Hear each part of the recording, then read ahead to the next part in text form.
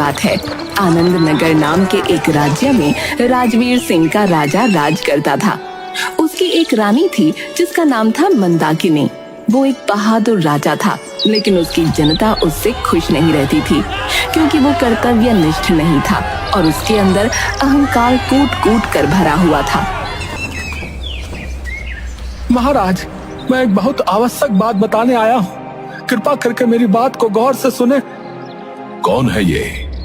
ये मुरली है महाराज, आपके राज्य का एक किसान।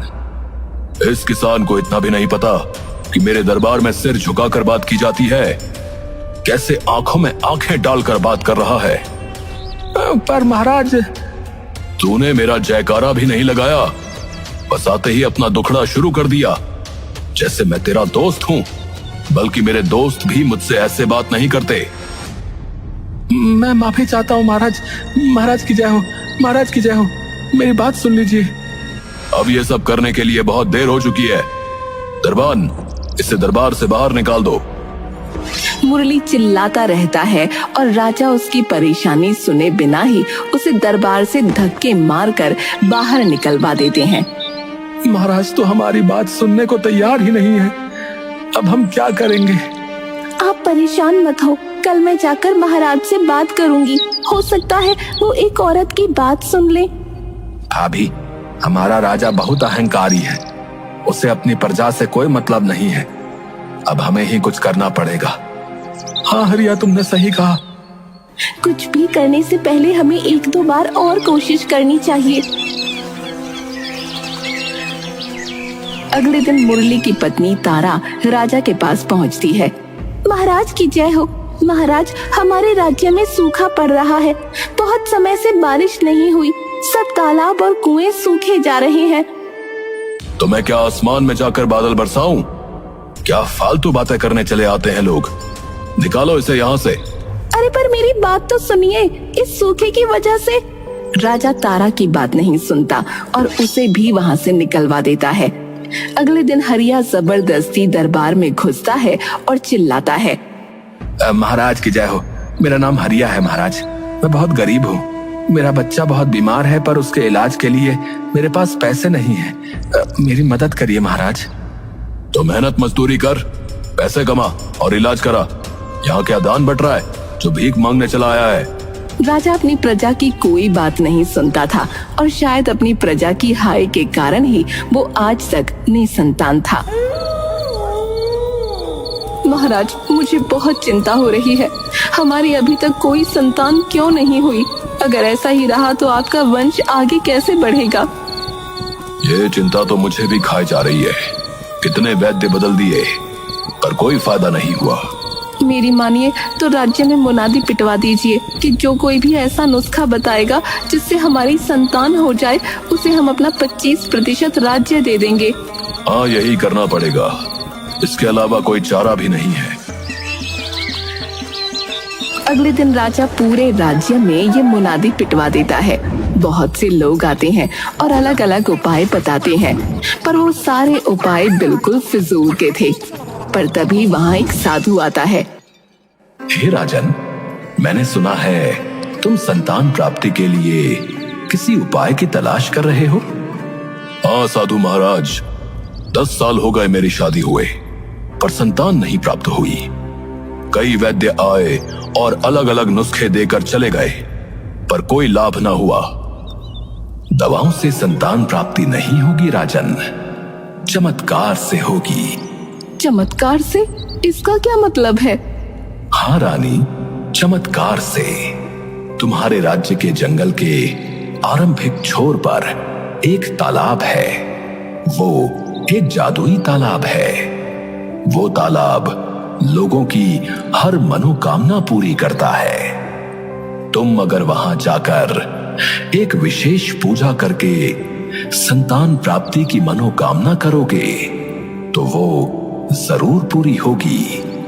लेकिन याद रखना कि वहां जाना बिल्कुल भी आसान नहीं है। इसमें जान का खतरा है। कैसा भी खतरा हो साधु महाराज, मैं अपना वंश बढ़ाने के लिए कुछ भी करने को तैयार हूं। तो ठीक है, पर याद रखना कि वहां तुम्हें अकेले ही जाना पड़ेगा। अगर किसी को लेकर जाओगे तो तुम्हारी मनोकामना पूरी नहीं होगी। ठीक है साधु महाराज, मैं इन सारी बातों का ध्यान रखूंगा। साधु ये सारी जानकारी देकर वहां से चला जाता है। अब तो खुश होना महारानी, देखना अब बहुत ही जल्द हमारे भी महल में किलकारियां गूंजेंगी। पर महाराज, आपका वहां जाना खतरे से खाली नहीं है। भगवान ना करे आपको कुछ हो गया तो मैं आपके बिना कैसे जीऊंगी। पर महारानी, इसके अलावा और चारा भी क्या है? हमारे राज्य में इतने शूरवीर भरे पड़े हैं, उनमें से किसी को भेज दीजिए जो हमारे लिए मनोकामना मांग लेंगे। राजा को रानी की ये बात सही लगी और वो अपने राज्य के लोगों से जादुई तालाब पर जाकर उसके लिए मनोकामना मांगने को बोलता है, पर कोई भी इसके लिए राजी नहीं होता। संभल कर जाइएगा और जल्दी वापस आइएगा, मैं आपका इंतजार करूंगी। आप बिल्कुल फिक्र मत करिए महारानी, मुझे कुछ नहीं होगा। आप बस प्रार्थना करें कि मैं जिस काम के लिए जा रहा हूँ वो काम आसानी से हो जाए। राजा महल से घोड़े पर सवार होकर अकेले ही निकलता है और साधु द्वारा बताई गई जगह पर पहुंचता है।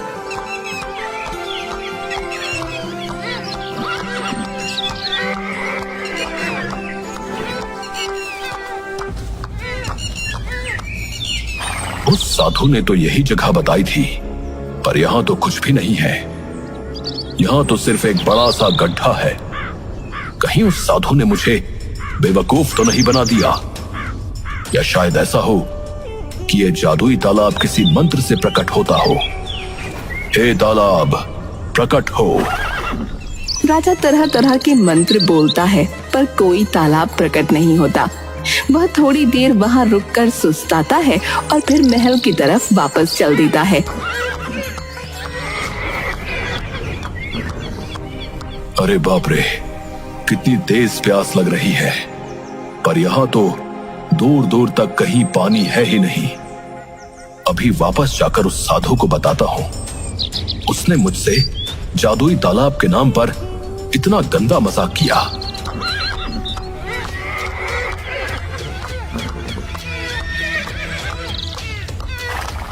सेनापति, उस साधु को बुलाओ अभी इसी समय। क्या हुआ महाराज, आप इतने गुस्से में क्यों हैं? तुम पहले उस साधु को बुला कर लाओ, फिर सब कुछ पता चल जाएगा। जो आज्ञा महाराज। सभी लोग राजा का ये रौद्र रूप देखकर बहुत परेशान होते हैं। तभी सेनापति उस साधु को बुलाकर ले आता है। जी महाराज, आपने मुझे याद किया? महाराज के बच्चे, तुमने मुझे कैसी जगह भेज दिया? वहां तो कोई तालाब नहीं था, कहीं पानी का नामो निशान नहीं जहां मैं अपनी प्यास बुझा पाता। मेरा गला सूख गया। अरे महाराज, आप गुस्सा क्यों हो रहे हैं? बारिश ना होने की वजह से वो तालाब सूख गया होगा। आप उसे भरवा दीजिए, फिर वहां जाकर मनोकामना मांग सकते हैं। पक्का ना? क्योंकि अगर ये बात झूठ निकली तो मैं तेरा सर धड़ से अलग कर दूंगा। ये बात 100% सच है। तो ठीक है सेनापति, उस तालाब को फौरन पानी से भरा जाए। जो आज्ञा महाराज, पर इस काम में लगभग 1 सप्ताह लगेगा। जितना भी समय लगता है लगने दो, जितने भी लोगों की जरूरत पड़ती है ले लो, पर इस काम को पूरा करो। 1 सप्ताह की मेहनत के बाद आखिरकार वो तालाब पानी से भर जाता है। महाराज, उस जादुई तालाब को पानी से भर दिया गया है। ठीक है, अब मैं दोबारा वहां जाऊंगा और इस बार अगर साधु के बताए अनुसार नहीं हुआ तो उसकी मौत पक्की है। राजा अपने घोड़े पर सवार होता है और जादुई तालाब की तरफ रवाना हो जाता है।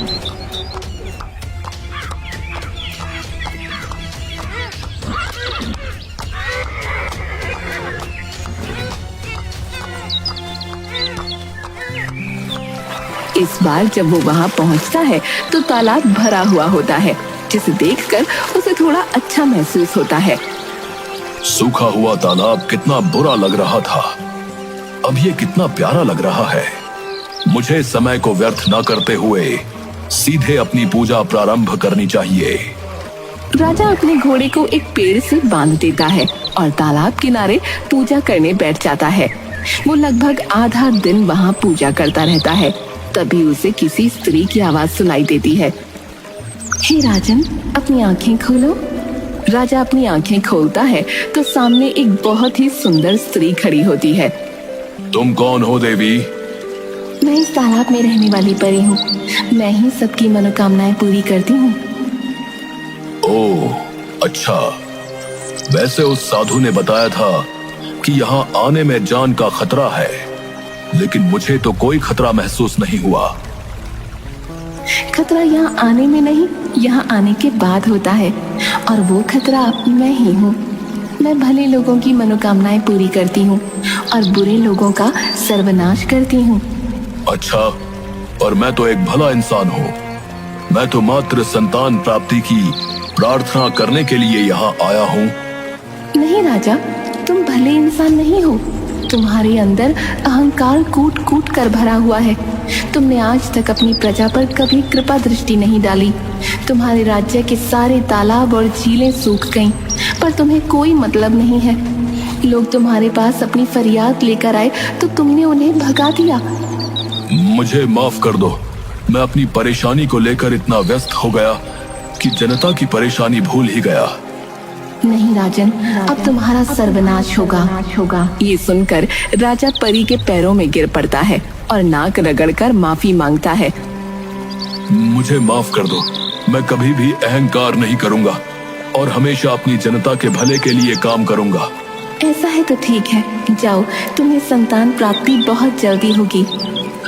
आपका बहुत बहुत धन्यवाद, बहुत बहुत धन्यवाद। राजा खुशी खुशी वापस लौट आता है।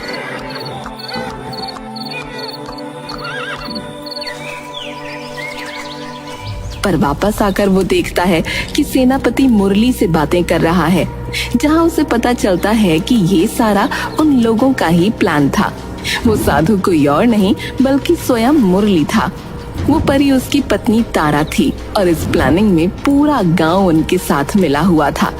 राजा गुस्से में तलवार निकाल लेता है और चिल्लाता है, सेनापति, ये सब क्या चल रहा है? ये सब क्यों किया तुम लोगों ने? बताओ मुझे, वरना अभी तुम सबको मौत के घाट उतार दूंगा। आप शांत हो जाइए महाराज, मैं सब कुछ बताता हूँ। मुझे शांत होने को मत बोलो सेनापति। ये जो तुम लोगों ने किया है, ये राजद्रोह है। आप हमारी बात तो सुनिए महाराज। क्या है, बोलो।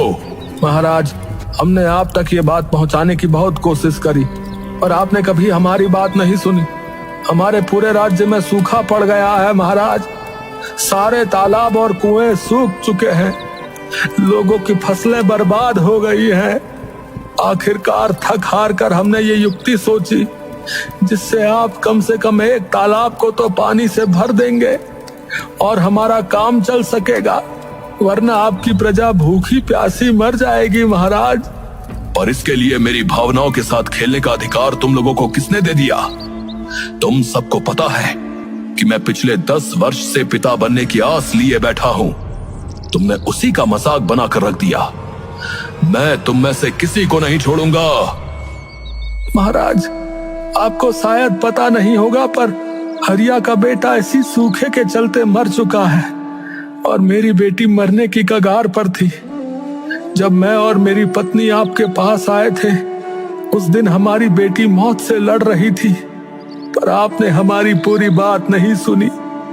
आप उस संतान के लिए भावुक हैं जो अभी इस दुनिया में आई भी नहीं है।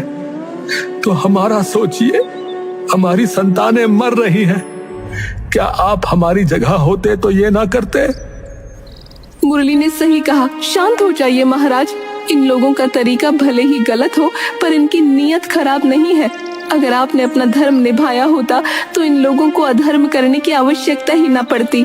और आप इसी बात को लेकर गुस्सा होना कि इन्होंने आपके निसंतान होने का फायदा उठाया, तो मैं आपको बता देना चाहती हूँ कि मैं आपके बच्चे की माँ बनने वाली हूँ। हूँ। क्या? हाँ महाराज, आपने सही सुना। आपको अपनी प्रजा का धन्यवाद करना चाहिए कि इन्होंने आपको अपना धर्म निभाने पर मजबूर किया, जिससे हम पर लगा श्राप हट गया और हम आखिरकार माता पिता बनने जा रहे हैं। ये सुनकर राजा बहुत ही भावुक हो जाता है और अपनी प्रजा से माफी मांगता है और वादा करता है कि आज के बाद वो हमेशा अपने धर्म का पालन करेगा और कभी भी अहंकार नहीं